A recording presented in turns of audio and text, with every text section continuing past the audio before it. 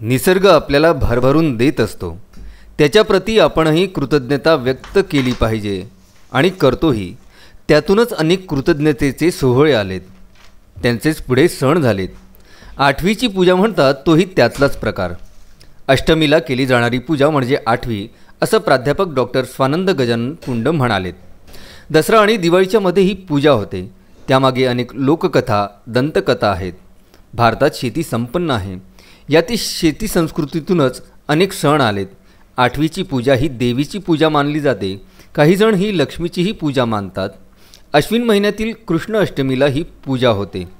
एरवी शेतातून पिकं घरात आलेली असतात, या पिकांचीही पूजा या निमित्तानं करतात। पूर्वी ज्वारी हे मुख्य पीक होतं, त्याचेच पदार्थ खाण्यात असायचे, त्यामुळे पिढ्यानपिढ्या या पूजेत ज्वारीचंही महत्त्व आलं। ज्वारीच्या कण्यांची आंबील यावेळी केली जाते।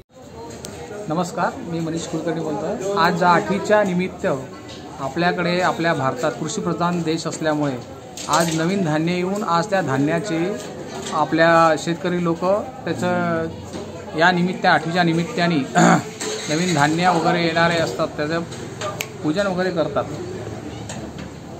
आपल्या आजपासून हा दिवाळीचाही पण आता यालाच लागून दिवाळी असल्यामुळे ह्या सणाला ज्या कोणाकडे महालक्ष्म्यामुळे कधी नवरात्रामध्ये काही कारणामुळे देवी बसत नाही, त्या आठवीच्या दिवशी आज ते महालक्ष्मीचं मोठ्या श्रद्धेने पूजन करतात। लोककथांनुसार कुंती आणि गांधारीने ही पूजा केली होती असं सांगतात। आपली माता कुंती ही पूजा करीत आहे हे अर्जुन पाहतो। आपल्या आईसाठी तो देवी अथवा इंद्राला प्रसन्न करतो। इंद्र आणि ऐरावत पृथ्वीवर येतात, या ऐरावर हत्तीवर बसून कुंती प्रसाद वाटते। या दिवशी अनेक जण आपापल्या देवतांची पूजा करतात।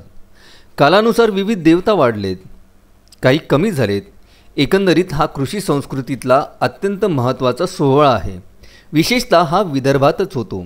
दिवाळीच्या स्वागतासाठी सगळे सज्ज होतात।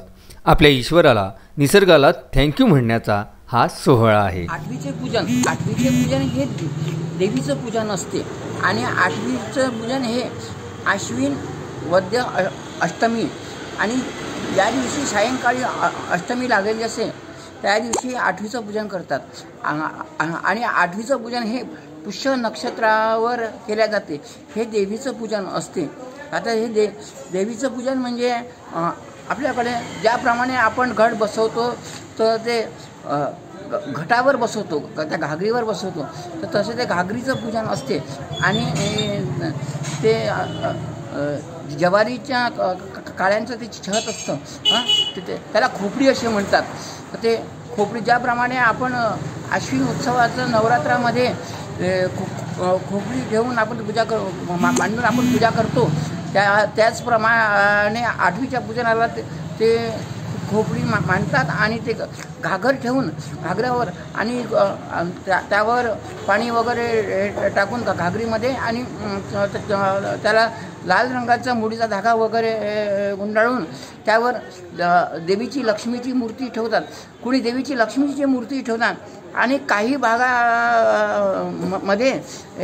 अशी प्रथा आहे की ते नदीवरचे दगड आणतात आणि ते दगड आणून त्यांचं पूजन करतात आणि त्यांना धने आणि गुळ वगैरे याचं महत्त्व आहे आणि ते चढवतात आणि त्याला आंबिलाचं महत्त्व आहे। त्याला आंबिलाचं नैवेद्य वगैरे दाखवून ते पूजन करून श्रीसुक्त आवर्तन आणि त्याचं षोडशोपचारे पूजन केले जाते आणि मग ते सगळं चढवलं जातं।